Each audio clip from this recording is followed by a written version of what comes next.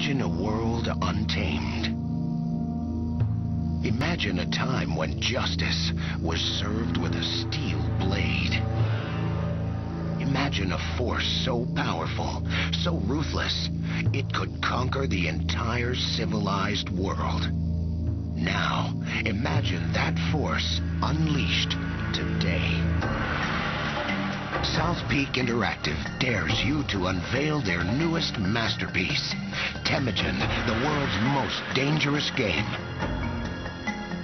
Played as never before with the revolutionary technology of video reality. Shot entirely on 35mm film with absolutely no rendered backgrounds. 360 degrees of completely seamless, incredibly real motion picture quality gaming. Far beyond the state of the art.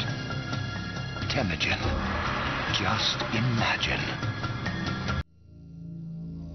When the day of awakening is at hand, Wat Jin will raise the Khan, and the world will tremble to know the name of Wat Jin forevermore. The Stevenson Museum holds some of the world's most beautiful works of art, but somewhere inside, it also holds the spirit of the world's most notorious killer. Evil consumes everyone around it. He did kill her. Leave her alone! Meet me in my office. Soon, evil will consume the world. Unless you stop it. Temujin, the game. Video reality, the height of entertainment, from South Peak Interactive. It started out as our baby with just nothing more than an idea, and a lot of people having faith that it could be done, even though there's a lot of people that were saying you simply can't do this. We went to the Game Developers Conference last year and heard nothing but negative thoughts about what was going on with full motion video. Full motion video was dead. It's not dead, and it's back stronger than ever because we've changed the way it worked. We looked at the different types of games out there. There were basically the click a mouse and show a picture, show a video, and then the other end of the spectrum that we saw was the virtual reality, the Doom. And we realized that people wanted the real high quality of the show a picture or play a video type mode, but they also wanted the interactivity of the Doom. Maybe we could solve that problem. This magic is real. Temujin really provided us with fantastic background, really dynamic characters, and a really interesting story that most people aren't going to expect to find off the shelf. The story is based on the life of Genghis Khan, the Mongolian conqueror. We have suggested that he may have had a supernatural power helping him. In the Capricorn collection, one of these artifacts is actually the repository for the evil force behind Khan, and the story involves certain individuals manipulating it to their own ends. Where Khan conquered his known world, they're going after the entire planet. The Khan will rise into a world unknown. Sheer beauty of the image is so much greater than any other game that's out there right now. It will draw the player into the experience in a way I don't think that they're used to.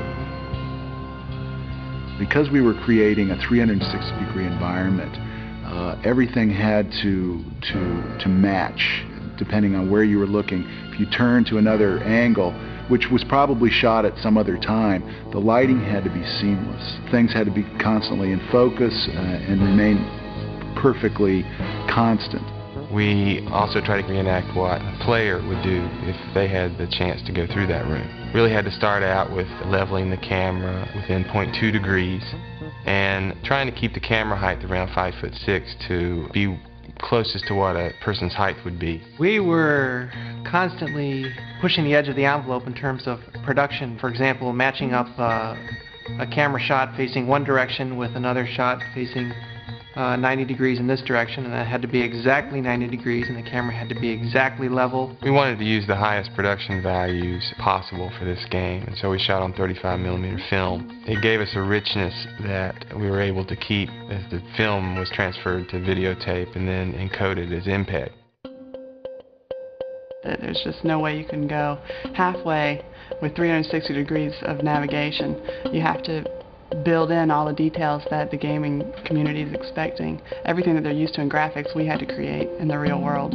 Someone was talking with a friend in California about scenery and shooting 360 degree sets. And the guy was quiet for a minute on the phone. He goes, "You can't do that. It's not done." There's a lot of technological things that have to happen when you design this kind of set.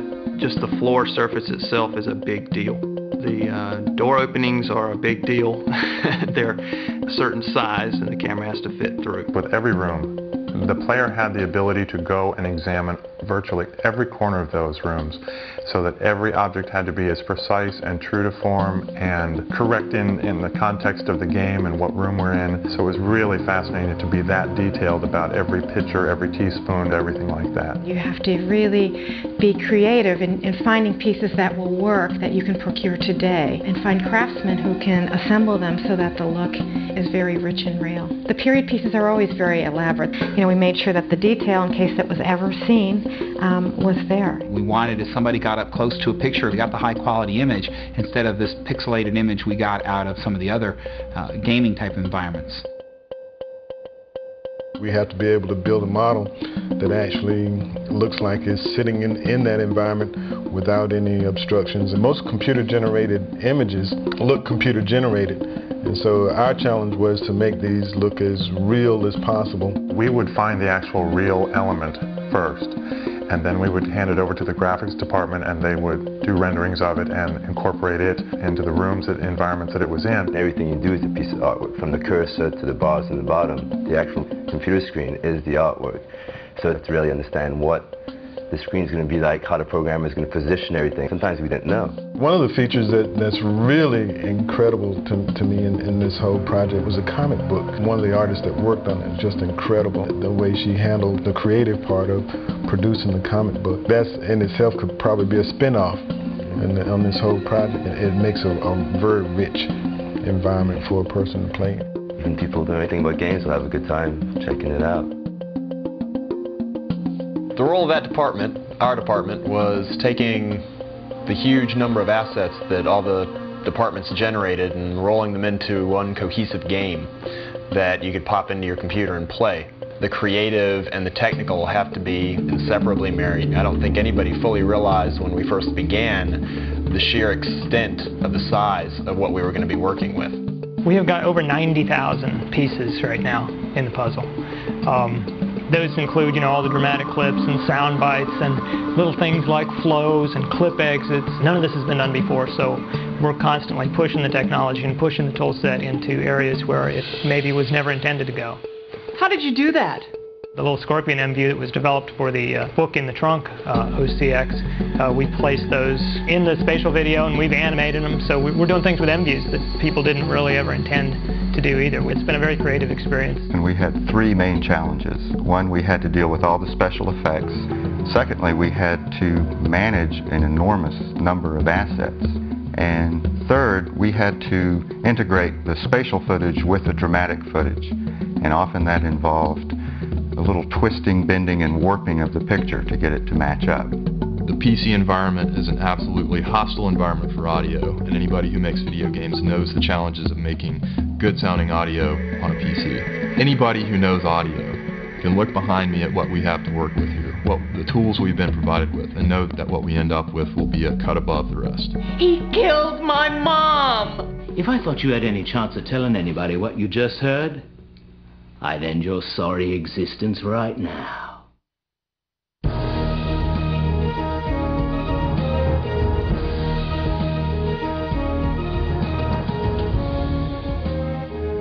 First thing that really struck me about Temujin was the navigation. They're able to walk around in actual film footage. They're not on a set path.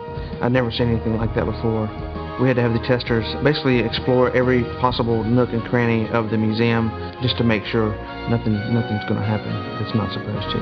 Temujin really shows something that is not the product of just programmers or not just video production people or just graphics people.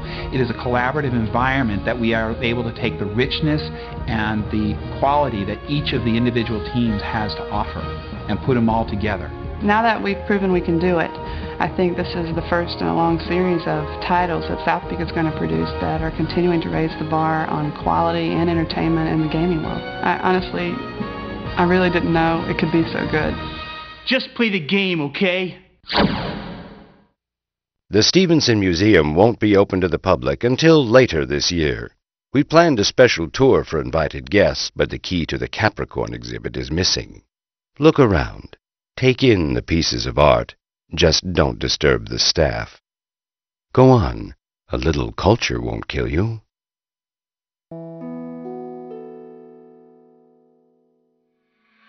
My story must be told, and many memories can now be yours as well. Use the magic.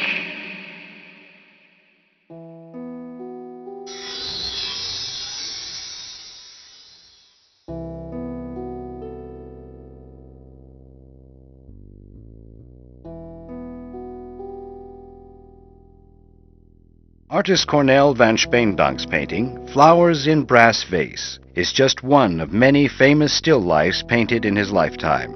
Van Speendank was born in 1740 and died in 1810.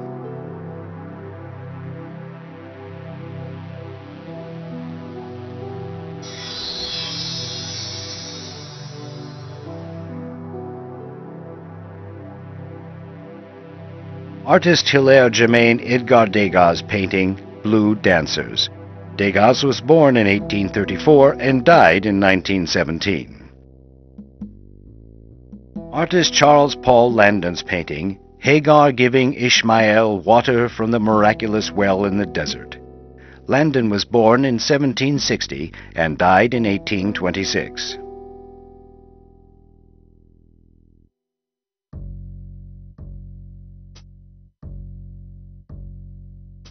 Artist James Mollar's painting, The Departure of Abraham. Mollar was born in 1821 and died in 1899.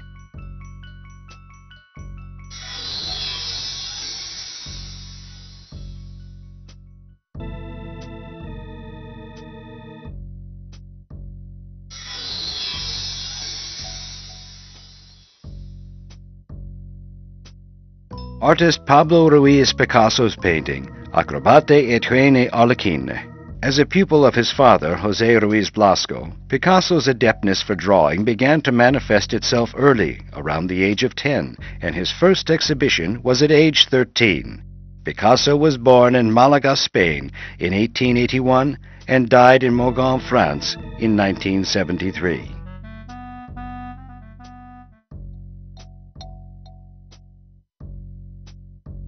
Artist Vincent Willem van Gogh's painting, Sunflowers.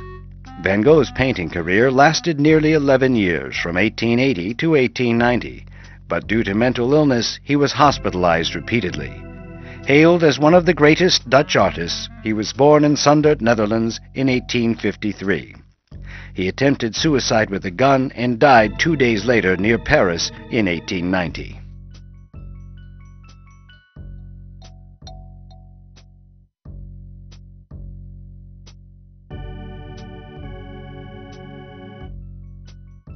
Artist Jan Vermeer's painting, Woman with a Water Jug. One of the masters of Dutch art in the 17th century, he chose to live a quiet life with his wife, leaving his work widely unappreciated during his lifetime. Vermeer was born in Delft, Netherlands in 1632 and died in Delft in 1675. After Vermeer's death, his paintings were used to cover extensive debts. His wife was only able to keep 9 of his paintings.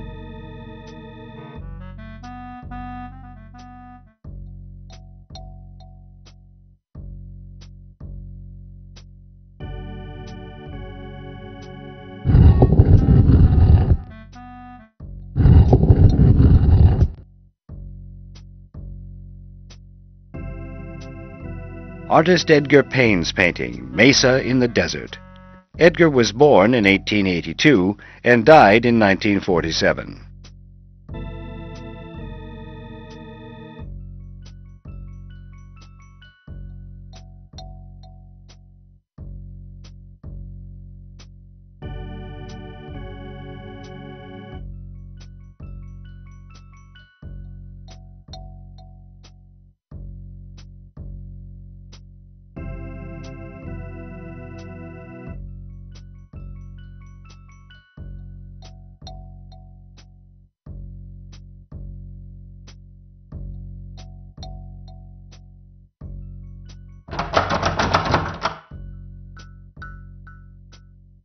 This painting has just been donated, and no information is currently available.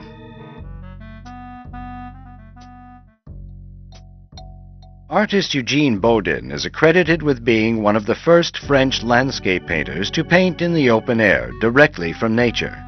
This painting, The Beach at Villarville, displays clearly his talent for recreating the outdoor scene. Bodin was born in 1824 and died in 1898.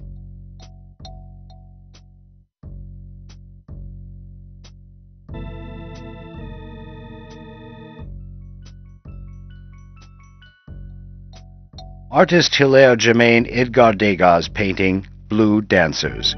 Degas was born in 1834 and died in 1917. Artist Charles Paul Landon's painting, Hagar Giving Ishmael Water from the Miraculous Well in the Desert.